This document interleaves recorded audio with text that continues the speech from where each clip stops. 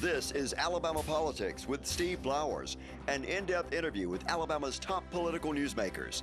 Now, from the studios of Troy University, here is Steve Flowers.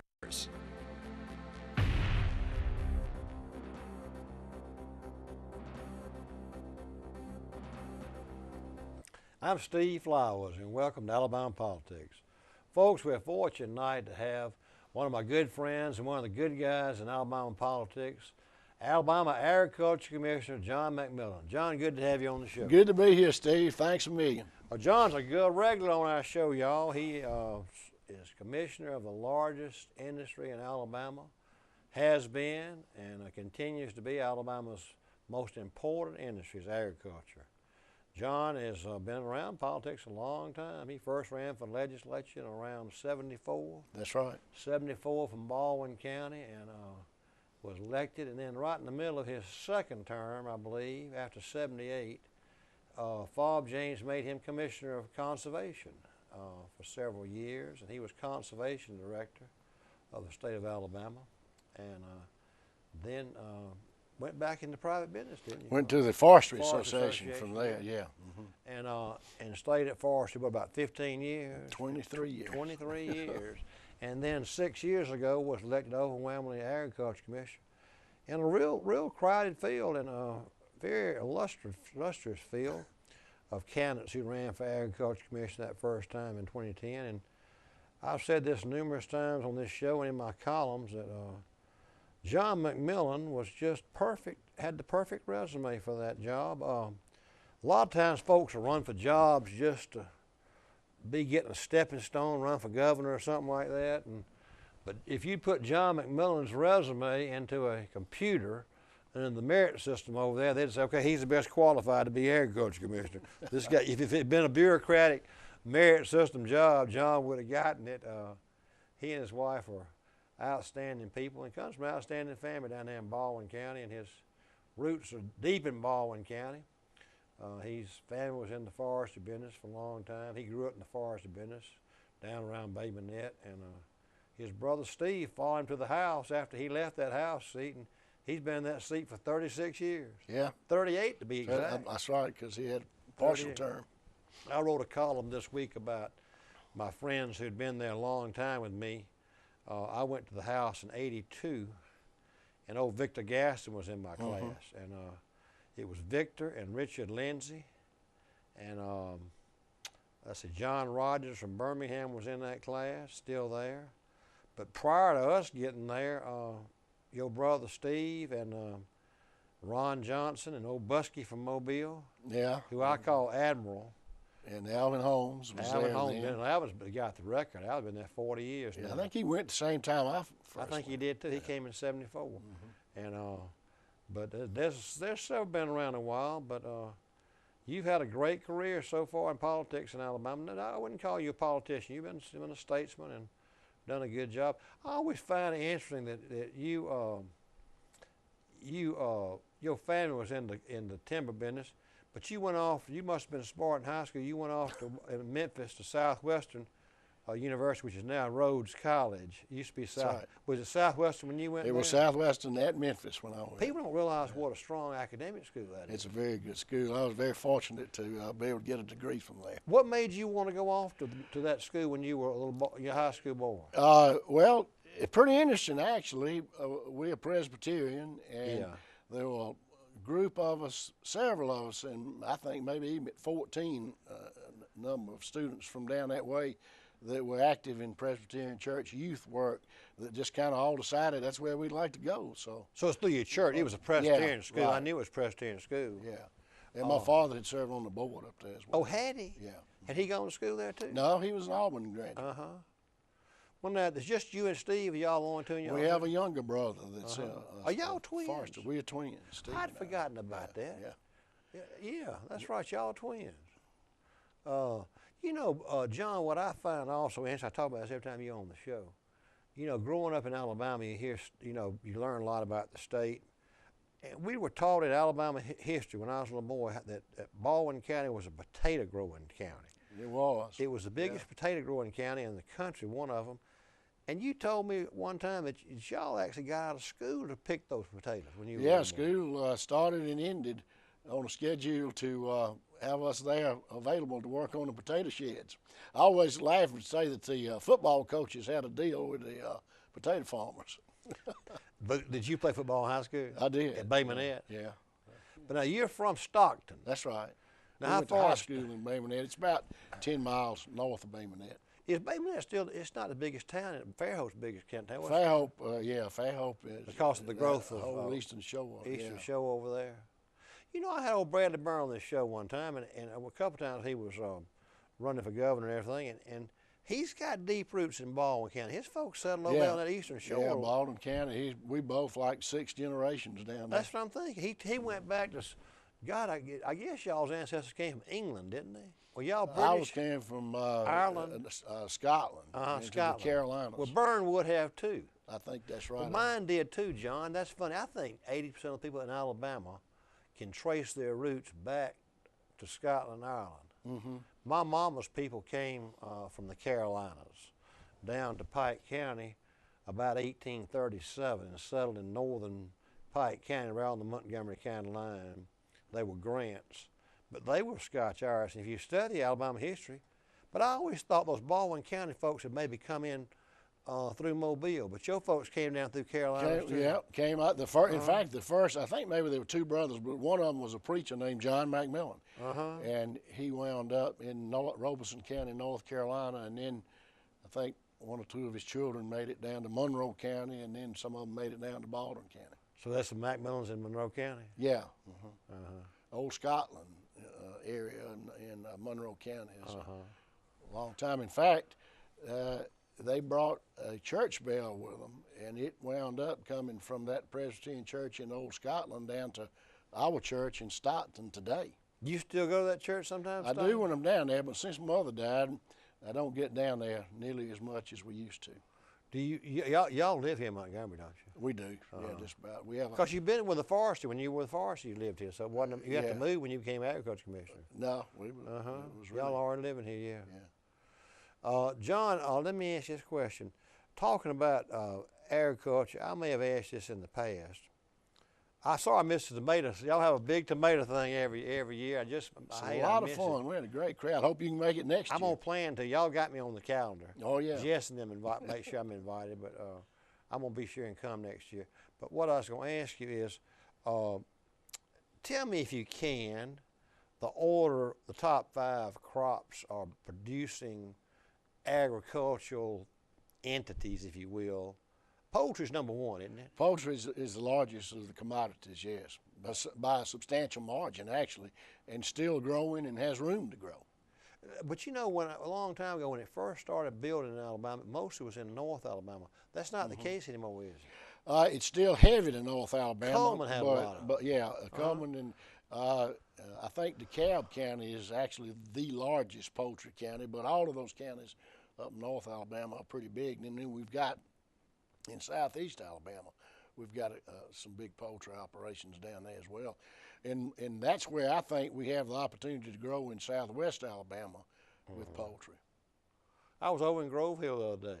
I was in You got a relative over Washington there. in Clark County. Let me tell you, I had a lady, I went over for a book signing at the Grove Hill thing. Had a big nice thing for me, and lady's house out in. And some lady who writes for the Thomasville Times named Linda Weiss. Oh, that's my wife's cousin. Yeah, she said Catherine's cousin. Yeah, said Catherine's cousin. She said, wrote me a little note and said she was your cousin. Alabama's a big front porch. It is. You know, sure is. We all know each other. I can tell you know, and they want to tie you to somebody. Oh yeah. Remember the first time you ran for legislature? They'd tie you to your ancestors. Oh yeah. Yeah. Now, whose boy are you? Exactly. Yeah. Baldwin County is now a big county. It's one of the big. If you're gonna run statewide in a Republican primary, you got to start in Baldwin and Shelby County. Over 200,000 in Baldwin County. Isn't that something? Yeah, when you grew up, it wasn't about 40 or 50, was it? If that many. Probably about right. Yeah. And then people realize how many towns, how big that county is geographically, though. Yeah, that's huge. You got Fairhope, Foley, all those papers over there. Yeah, Spanish Fort, Daphne. I mean, everyone's papers. I mean, Bay Minette, Fairhope, Foley, Gulf Shores. I'm in the Gulf Shores Islander. Every one of those papers down there. I got a good readership in the Bay Minette paper. I think one of the interesting things about Baldwin County geographically is that I-10 almost splits the agribusiness part of it from the timber part of it. Is that what's timber? Almost. Oh, where you're from over there? Yeah, the northern part of the county is still predominantly timber.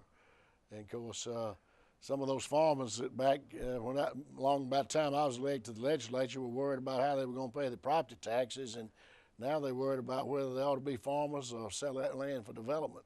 You know Ricky Rhodes. Oh yeah. Ricky was one of my fraternity brothers in Alabama. He and Dodie were fraternity brothers of mine. And you remember that movie Animal House? Yeah. You know, we all sat aside, and Ricky Rhodes gave me the nickname Tree. And doggone my nick, that stuck with me. If I go to the Capitol or anywhere I go in the state now, half the people call me Tree. You know how they all lined them up and gave him a nickname? Oh yeah, the fraternity crowd. And Rhodes thought he was going to be like, he was going to give everybody a nickname. He gave me that nickname. Mine stuck. Tree.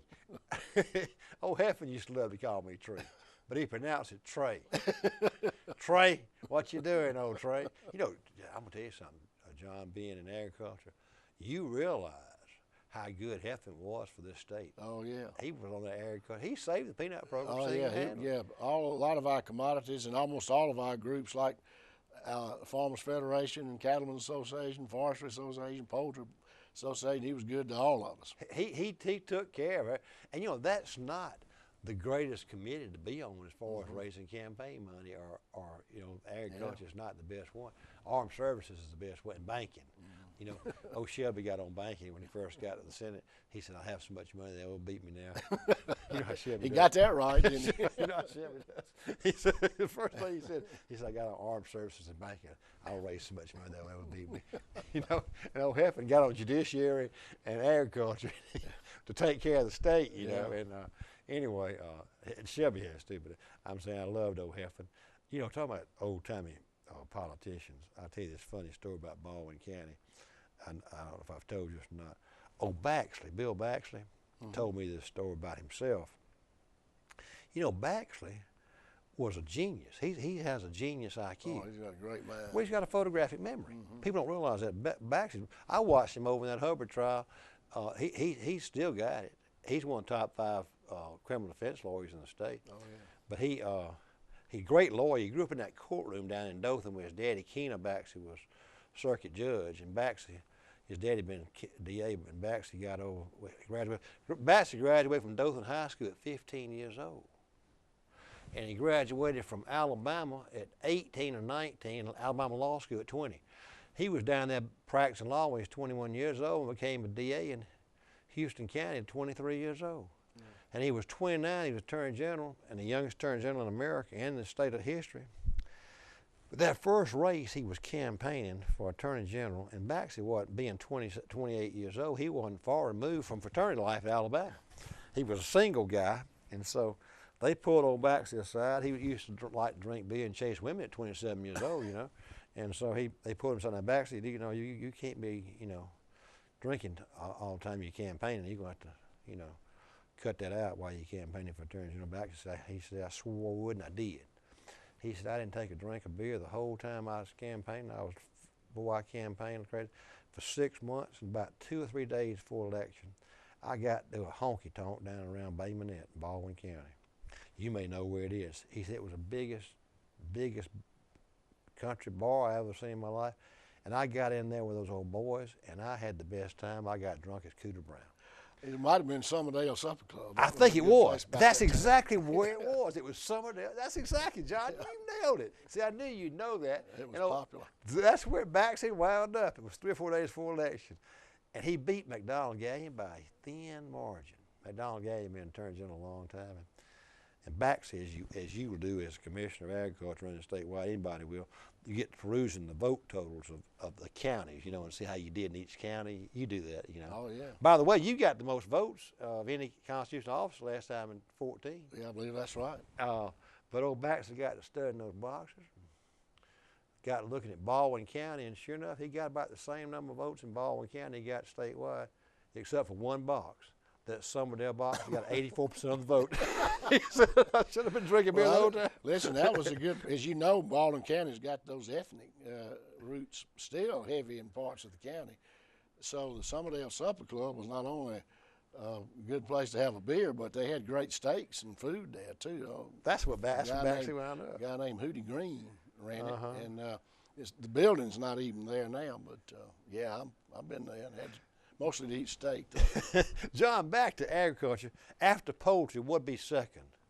Cattle would probably be second as far as the livestock part of it, but then cotton, corn, soybeans, all, and then peanuts have really grown to be a statewide crop. Now, that's what I was going to. People think about the traditional wiregrass, but we really have peanuts all over the whole state now. What other areas have started growing peanuts? You grow them in the Black Literally everywhere. Yeah, not there's just not that much row crop right in the Black Belt, but on up in Pickens County and all the way up the northwest side of the state, they're growing peanuts. If you look at a topographical map of the state, though, I always thought that it was because of the soil in the wiregrass was the reason the peanuts were grown there. But that must not be necessarily the case. It just happened to get a niche there. Yeah, and I think it had to do with prior farm bills where you got subsidies for what you had, the land you had in peanuts. That's what it was then. Kind of kept it. It wasn't so much the soil; it was the. And then, of course, now I'm not an expert on this, but I know the genetics have changed as well. There's been a lot of work on genetics. In fact, there's been a lot of work in recent years. It's kind of taken a back seat now because of oil prices, but there's been a lot of work for developing peanuts that would be heavily used for bioenergy and that sort of thing. Are they? What is the Black Belt soil being used for mostly now? Well, primarily, a lot of it is just cattle pasture land. Montgomery turned that way for years. Montgomery County was one of the biggest cattle places in the state.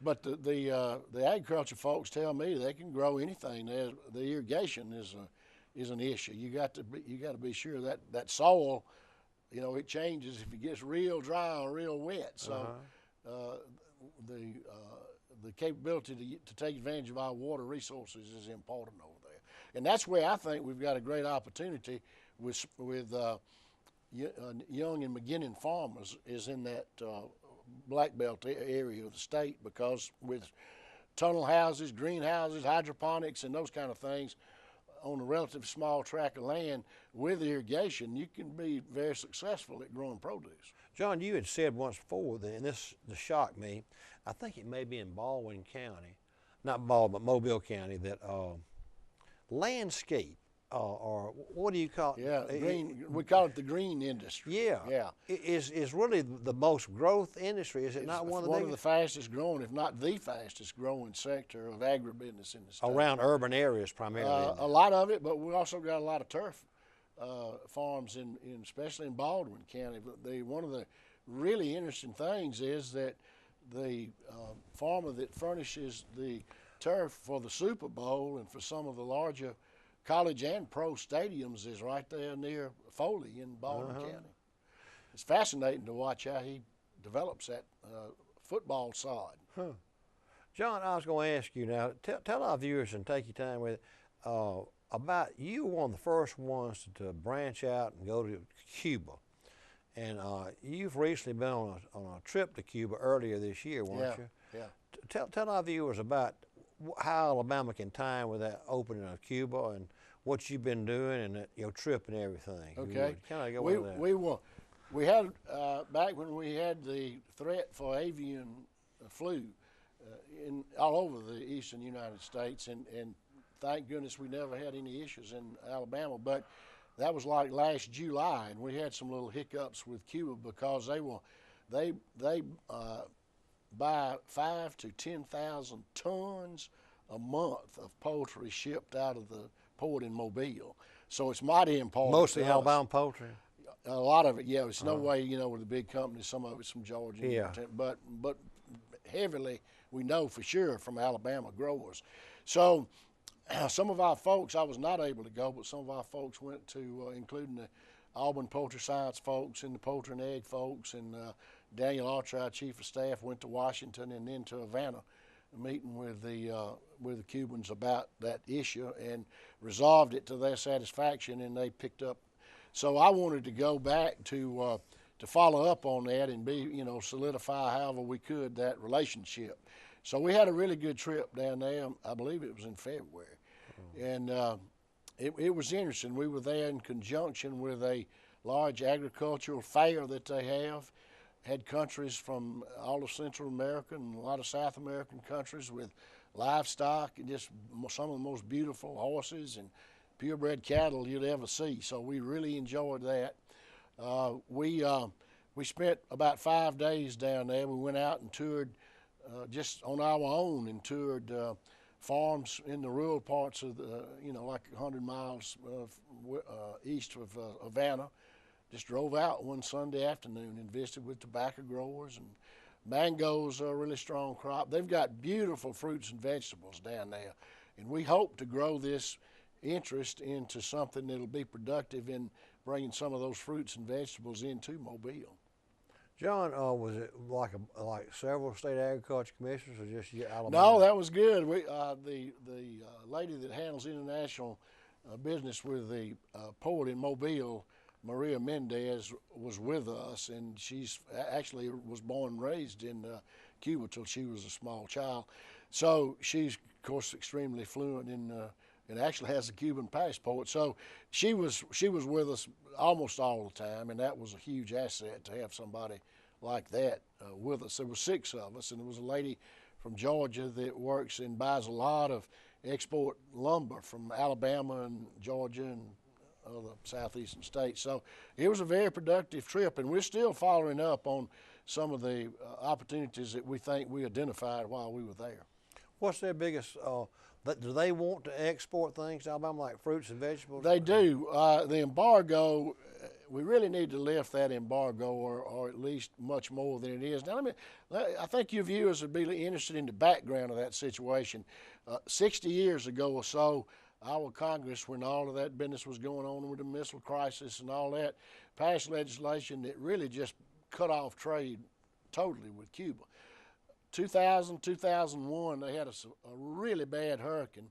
So Congress relaxed the embargo on medical supplies and forest products and food sources so that we could help them recover from that terrible hurricane. But they never did go back and change it. So for all these years, since then, we have been able to do business with them, and in our case, it's been predominantly with poultry.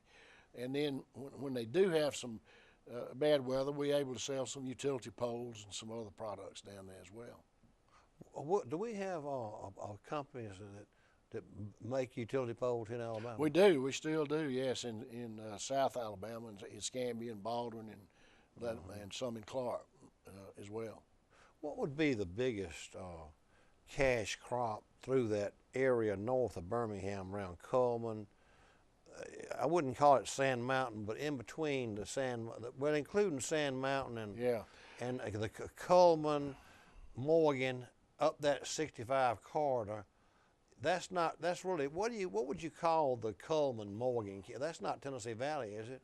Morgan would be part of further north. Yeah, Morgan would, but all of that area, that central northern part of the state there, is all real heavy poultry. Still dominated country. And processors too, and that's significant. We toured a poultry processing plant up that way recently with our Board of Ag and Industries, and they process in that particular plant about 140 birds a minute.